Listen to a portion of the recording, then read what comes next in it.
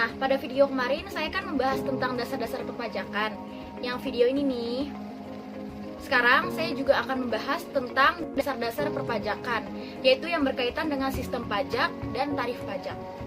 Oh iya, buat kalian yang belum subscribe dulu channel saya dan jangan lupa nyalain lonceng. Terima kasih. Nah, di sini saya akan membahas tentang sistem pajak dan tarif pajak yang berkaitan tentang dasar-dasar perpajakan. Menurut Adam Smith, ada 4 prinsip pemungutan pajak. Yang pertama itu adalah equality. Equality itu adalah tekanan pajak yang di antara subjek pajak seimbang dengan kemampuannya. Itu yang dimaksud dengan equality. Kedua, certainty, yaitu pajak yang harus dibayar seseorang tanpa ada tawar-menawar. Kemudian yang ketiga, convenience, yaitu pajak yang memperhatikan saat-saat yang baik dan yang paling tepat. Itu yang dimaksud dengan convenience. Kemudian yang keempat, efisiensi, yaitu pemungutan pajak yang dilakukan dengan sehemat-hematnya, jangan sampai biayanya lebih tinggi. Itu yang dimaksud dengan efisiensi. Kemudian menurut Edwin R.A. Seligman, pertimbangan pemungutan pajak itu adalah besarnya kepentingan individu kepada negara yang kemudian berganti menjadi kemampuan untuk membayar, yang artinya itu ability to pay. Kemampuan membayar atau ability to pay wajib pajak dapat dilihat dari 5 unsur. Yang pertama itu pool, expenditure, property, produk, dan income. Kemudian ada macam-macam sistem pemungutan pajak. Pertama itu self-assessment system. Apa sih yang dimaksud dengan self-assessment system? Yaitu sistem pemungutan pajak yang memberi wewenang kepada wajib pajak untuk menentukan sendiri besarnya pajak tersebut. Nah, self-assessment system itu dikenal dengan 5M. Mendaftarkan, menghitung, menyetor, melaporkan, dan menetapkan.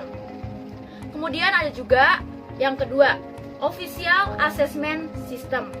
Oh ya, tadi self-assessment system itu ada di PPH pasal 25. Gimana bunyinya nanti ada di video selanjutnya. Oke?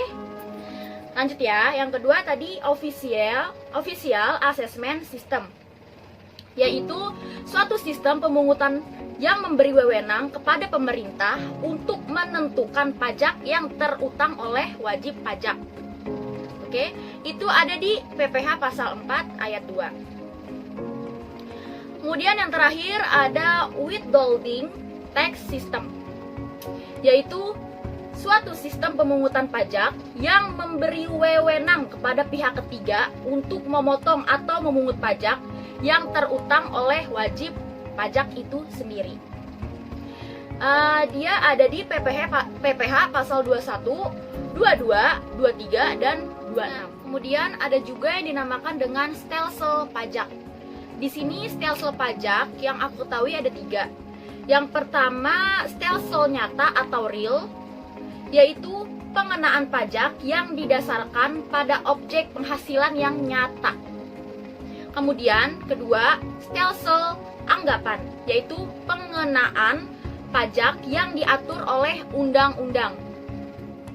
Kemudian yang terakhir, stelsel campuran, yaitu stelsel kombinasi antara stelsel nyata atau real dan stelsel anggapan. Setelah stelsel pajak, ada juga dinamakan dengan tarif pajak. Di sini tarif pajak macam-macam ya. Yang pertama itu adalah tarif spesifik atau tarif tetap, yaitu tarif yang jumlahnya tetap terhadap berapapun jumlah yang dikenai pajak, sehingga besarnya pajak yang terutang itu tetap. Contohnya bimatrai. Kemudian yang kedua ada tarif proporsional, yaitu tarif yang merupakan sebuah persentase tunggal yang dikenakan semua objek berapapun nilainya. Contohnya tarif PPN 10%. Kemudian yang ketiga ada tarif progresif, yaitu tarif yang digunakan semakin besar bila jumlahnya yang dikenai semakin besar. Contohnya seperti ini ya, ada penghasilan pajak dan tarif pajak. Misalkan penghasilan kena pajaknya sampai dengan 50 juta, nah tarif pajaknya berarti 5% dan sampai seterusnya. Lihat contohnya ya. Nah, tarif progresif dibagi menjadi 3 varian. Yang pertama itu tarif progresif yang artinya kenaikan persentase semakin besar. Contohnya ya.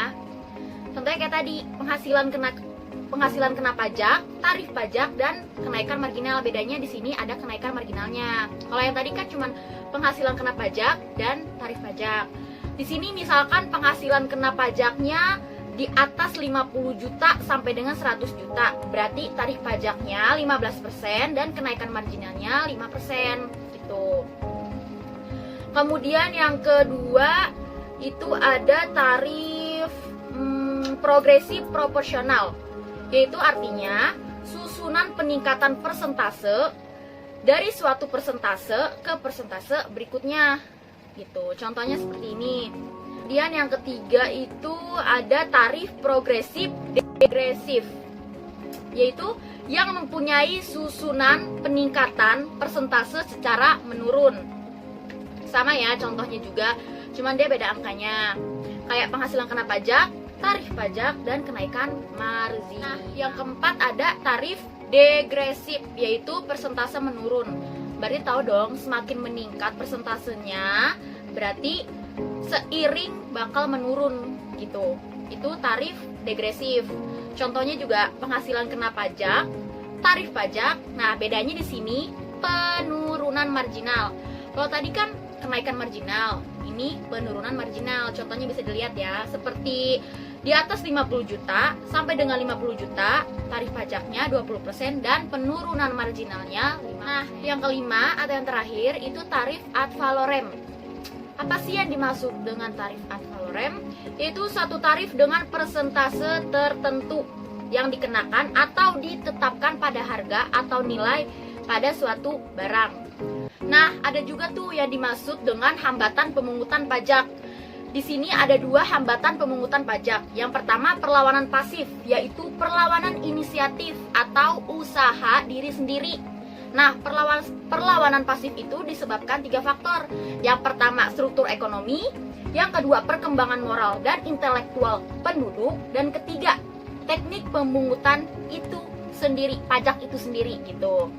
Nah, kemudian ada juga kedua, hambatan perlawanan aktif, yaitu yang meliputi semua usaha atau perbuatan yang dilakukan oleh wajib pajak dengan tujuan untuk menghindari pajak. Nah, ada 2 cara perlawanan aktif terhadap pajak, yaitu pertama, penghindaran pajak, kedua, pengelakan pajak. Mungkin itu saja yang saya sampaikan tentang pengertian atau penjelasan sistem pajak dan tarif pajak yang berkaitan tentang dasar-dasar perpajakan. Mohon maaf bila ada kesalahan. Wassalamualaikum warahmatullahi wabarakatuh. Dadah.